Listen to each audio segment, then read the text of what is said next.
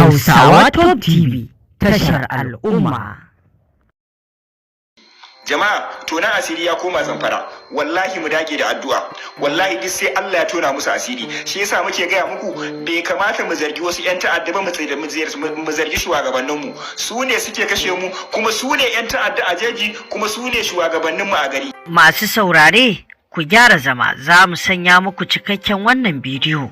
A dangane da batun nan na ƙaramin ministan tsaron Najeriya Bello Matawalle, wanda Sheikh Murtala Asada Sokoto take bayyana maganganu a kansa na zargin harkokin ta'addanci a kansa, wanda a yanzu wato ƙaramin ministan tsaron Bello Matawalle ya shigar da shi ƙara zuwa kotu domin ya yi masa ƙazafi.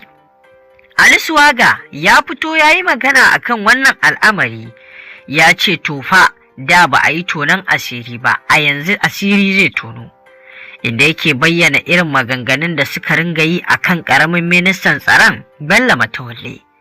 Da abubuwa ba su bayyana ba, idan sun faɗa ana ganin kamar ƙazafi suke masa, inda bayan wannan magana ta batun shiga kotun wadda ta bayyana, sai gashi na hannun daman wato Bello Matawallen ƙaramin ministan tsaro a lokacin da yake gwamna a jihar Zamfara, akwai wani SA nasa mai bashi shawara wato Musa Kamarawa, wanda ya bayyana cewa idan za a shiga wannan kotu to fa yana roƙon Malam Murtala Asada Sokoto ya sanya shi ɗaya daga cikin shaidunsa, domin shi duk waɗannan abubuwan ya san an yi.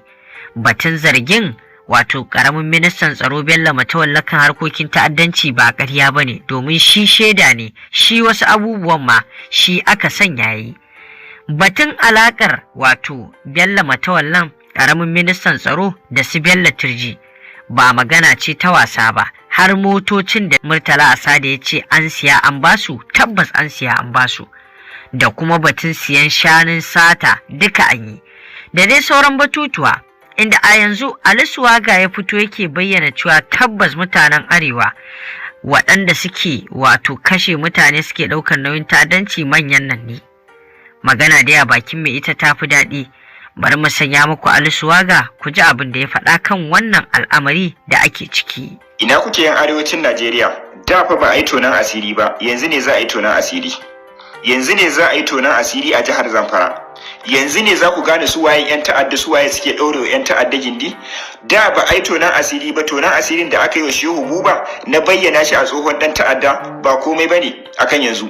Wai jama'a kuna da labarin cewa tsohon karamin minista Matawallen Muradi, tsohon ɗan ta'adda kuma tsohon gwamna na jihar Zamfara, ya kama Murtala Asada, wannan jajirtaccen mai wa'azin wanda a yanzu haka ba mu da kamar shi a wajen kokarin kare arewacin Najeriya da kuma kokarin a ga an tsaida wannan ta'addancin da ake kashe mu, wanda ya fito ya dinga tona wa shugabanninmu da kuma 'yan ta'addanmu da masu ɗaukar nauyin su asiri. Wai kuna labarin cewa wannan ɗan ta'addan karamin minista wato Matawallen Muradi, ɗan ta'addan nan ya kama ko kuma in ce ya shigar da Murtala Asada kotu, da yanzu haka ana kokarin gurfanar da shi a kotu wajen ba da hujjoji akan wai sharrin da ya mai kuma ba sharri bane, gaskiya ne. Nan take da bayyana wannan kalaman sai muka hango wato tsohon SA Murtala Musa Kamarawa wa Ibrahim Musa Kamarawa, wato tsohon SA na shi wannan gwamnan, wato na shi wannan gwamnan, wanda ya fito ya ce shi zai je kotu ya ba da shaida wajen maganganun da Murtala Asada ya yi akan abin da tsohon gwamna wato Matawallen Muradi wato ɗan ta'adda ya yi a lokacin mulkinsa. Shi wannan tsohon SA tun da aka fara mulkin, tun da wannan tsohon ɗan ta'addan wato tsohon ɗan ta'addan nan ƙaramin minista Matawallen Muradi, tun da ya hau mulkinsa shekara 8 har ya gama, shine SA, ba a sauke shi ba kuma ba a canja shi ba, yana a matsayin shi na SA. Kuma duk wata badakala da wannan ɗan ta'addan yayi wato Murtala wato tsohon gwamnan nan, duk abin da yi da badakalar da ya yi da makaman da ya siya wa 'yan ta'adda da zaman da aka yi da su da ɗaure musu gindi da ya yi da komai, duk abin da ya yi, shi fa wannan SA din a matsayinsa na SA ya san komai kuma yana da komai. Wato a yanzu haka shi ma kansa ya shiga wannan maganar, kuma ya ce zai tsaya wa Murtala Asada wajen kare shi a kotu a duk bayanan da Murtala Asada ya fito da shi. jama'a tonan asiri ya koma Zamfara, wallahi mu dage da addu'a, wallahi duk sai Allah ya tona musu asiri. Shi yasa muke gaya muku bai kamata mu zargi wasu yan ta'adda ba, mu zargi shugabannin mu. Su ne suke kashe mu, kuma su ne yan ta'adda a jeji, kuma su ne shugabannin mu a gari. Allah tsine wa arewacin Najeriya, Allah tsine wa shugabannin Najeriya, Allah tsine wa wa'annan mutanen da Allah ya jarabce mu da su, Allah ya ta tona musu asiri. To fa wannan karan ba fa irin wancan karan bane. Wannan karan za a yi tonan asirin da ya fi karfin tonan asiri ne. Wallahi duk da kana da sama, duk da kai wani abu ne a tsaro, duk da kai kana tunanin cewa ku ne Najeriya, wallahi sai asirin ka ya tono. Saboda haka jama'a mu sa Murtala Asada a cikin addu'a, sannan kuma mu sa mu ta addu'a akan wannan kitsin, Allah ya ƙara tona musu asiri, kuma Allah ya ɗaura su akan wa'annan munafukan da wa'annan azzaliman da wa'annan wa'anda ba sa son arewa, ba sa son ci gaban arewa, ba sa son yan arewa, wanda suka kirkiro mana ta'addanci. Ubangiji Allah ya tona musu asiri, kuma Allah ka mana karshen su. To dai tsohon SA a yanzu haka ya bayyana, kuma ya bada hujjoji masu zafi, kuma ya ce idan za a yi zaman kotu zai fito domin ya ba Murtala Asada kariya. Jama'a kaɗan daga cikin addu'o'in mu fa, jama'a akwai tashin hankali fa, wayanda kuke ganin cewa fa su ne masu mulkin ku fa, su ne masu kashe ku, wayanda kuke ganin cewa fa su ne iyayen gidan ku fa, su ne wayanda suke ɗaukan yan ta'adda suke zuwa suke yanka ku fa. Jama'a ya kamata mu farka fa, mu dawo da hankalin mu fa. Arewa ce a ran mu, ba mu da inda ya fi arewa. Ya kamata irin wannan abubuwan mu tashi tsaye a kansa. To masu saurare, kamar yadda kuka saurara, Ali Shuwaga kenan dan gwagwarmayan nan wanda yake fitowa akan abubuwa ya zayyane su, inda a yanzu wannan rikici na Bello Matawalle, karamin ministan tsaro na Najeriya, da kuma babban malamin nan wanda wato kowa ya san shi, Sheikh Murtala Asada Sokoto, wanda ba boyayyen malami bane, inda ya kan batun rashin tsaro ne a Najeriya shekaru da dama. Ya sha fitowa yana magana a kansu, kuma ya sha fitowa yana zayyane gaskiya kan wannan al'amari da maganganun da ya ringa yi akan wannan karamin ministan tsaro na Najeriya Bello Matawalle.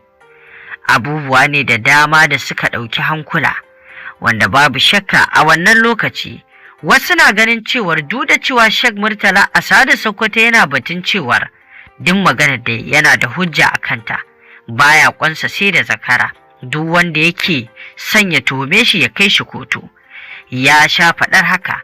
Wasu na ganin ba wani abu ne ya sanya Bello Matawalle kasa taɓa wannan wato Sheikh Murtala Asada Sokoton ba, illa hujjojin da yake ikirari da su, inda dai a yanzu gashi ya kai shi kotun.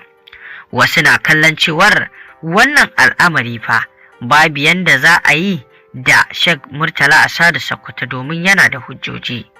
Wasu kuma na ganin idan ma akwai wasu maganganun da ya faɗa ba daidai ba, to sai ya kare kansa. To tun gabanin aje kotun, gashi ɗaya daga cikin na hannun daman ministan tsaron na Najeriya karami Bello Matawalle, wato a lokacin da yake gwamna Musa Kamarawa, ya bayyana da abin da Sheikh Murtala Asada Sokoto ya faɗa gaskiya ne, kuma shi shaida ne akan haka. To kaga kenan tun anan batun zuwa kotun nan abubuwa da dama za su bayyana, inda shi Musa Kamara ya bayyana cewa ma akwai abubuwan da shi Malam Murtala Asada Sokoto ma bai san da su ba, kuma sai ya faɗe su. Kaga kenan a yanzu kallo ya koma sama, a yayin da wasu suka fara batun cewar gwamnatin Najeriya ya kamata ta tsaya kai da fata wajen wannan al'amari. Idan har abin da ake zargin wancan malami da aikata kazafi ne, to a hukunta shi. Idan kuma har abin da wancan malami yake faɗa akan karamin ministan tsaron ya tabbata gaskiya, to ya kamata gwamnati ta tsaya kai da fata wajen hukunta karamin ministan tsaron, duk da cewa su ne akan gwamnati. A yanzu dai kamar yadda muka faɗa, kallo ya koma sama, sai dai a jira a ga me za ta wakana akan wannan kotu, kan wannan zama. Masu saurare, me za ku ce kan wannan al'amari? Mun gode.